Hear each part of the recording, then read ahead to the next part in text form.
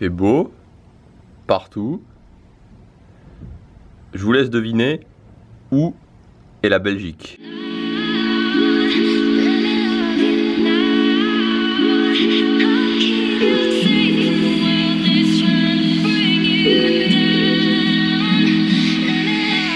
Bon, l'avantage ici, c'est que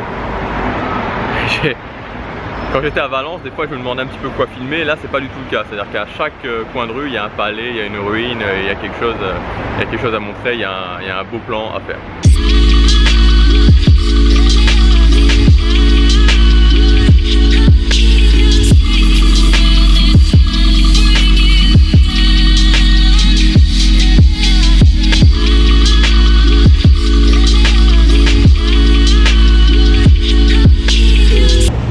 Là,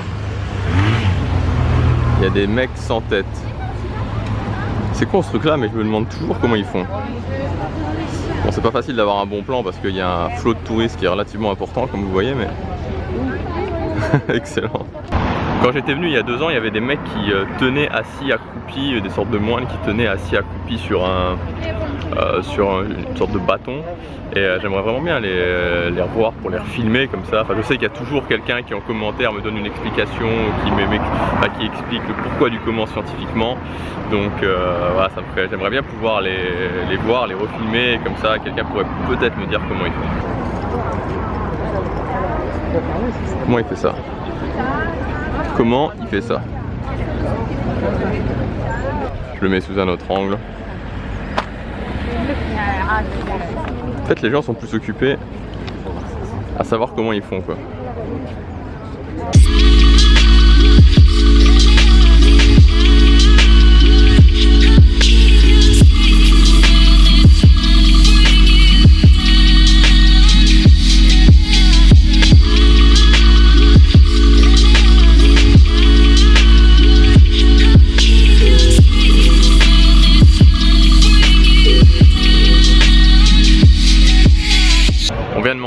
Juste là, je vous avoue, j'ai trouvé un point d'ombre juste derrière le Colisée qui est, enfin juste après le Colisée qui est là, normalement vous le voyez.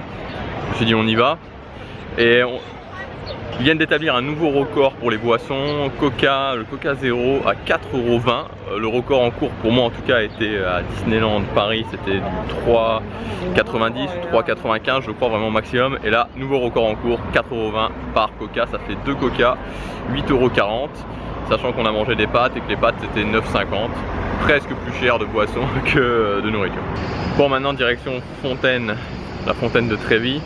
Alors, apparemment, on jette une pièce et le vœu se réalise.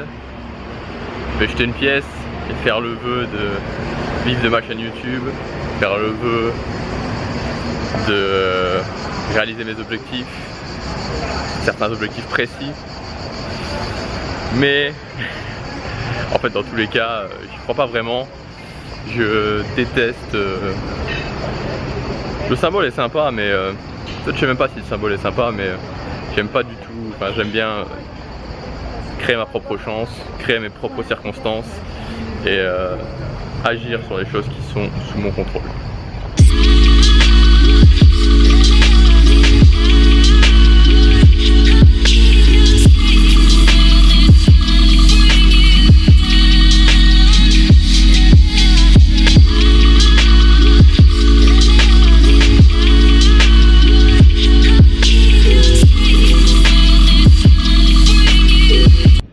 Piazza Navona, avec l'accent. Elle est splendide cette place, franchement elle est splendide. Franchement je suis vraiment étonné, enfin étonné, j'étais déjà venu mais cette fois-ci que je reviens la deuxième fois et je trouve que, je sais pas, je suis touché, vraiment touché par le charme de cette ville.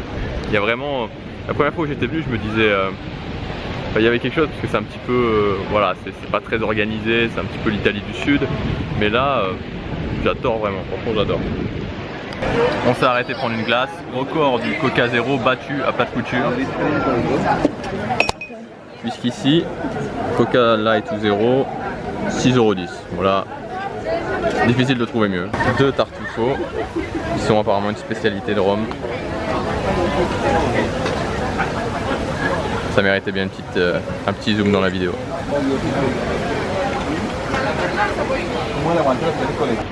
Après ce tartufo, c'était pas mal. Bon, c'est pas extraordinaire, mais histoire de dire, je l'ai fait, j'ai mangé un tartufo sur la piazza Navona. Je vais aller monter mon vlog, monter le vlog parce que je l'ai pas fait ce matin, monter le vlog qui sortira demain, mais après on sortira. Voilà, tout est fait, encore 3 minutes d'upload et c'est parti pour la suite de la journée à Rome. Bon, il est quand même 18h38.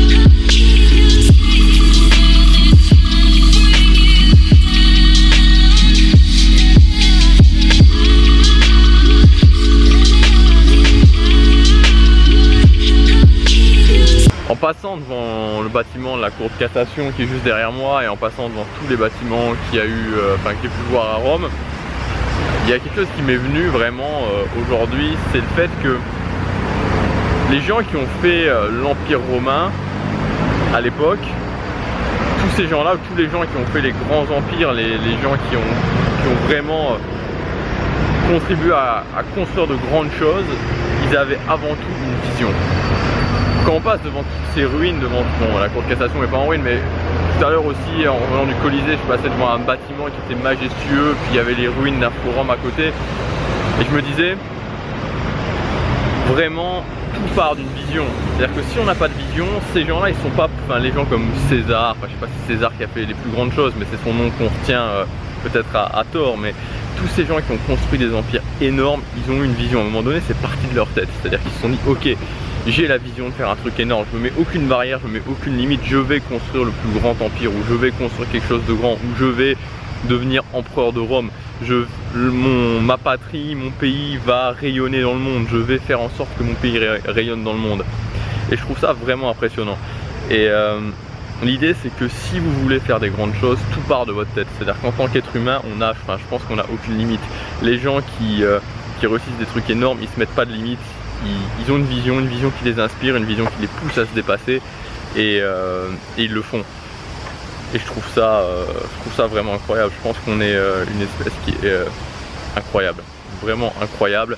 Et quand je suis ici, je me dis waouh quoi, c'est le rayonnement de l'Empire romain, ce qu'ils ont réussi à construire. Et bien sûr, il y a eu plusieurs personnes, mais plusieurs personnes qu'on a mis à la tête d'un empire, plusieurs empereurs qui ont contribué à faire quelque chose d'énorme.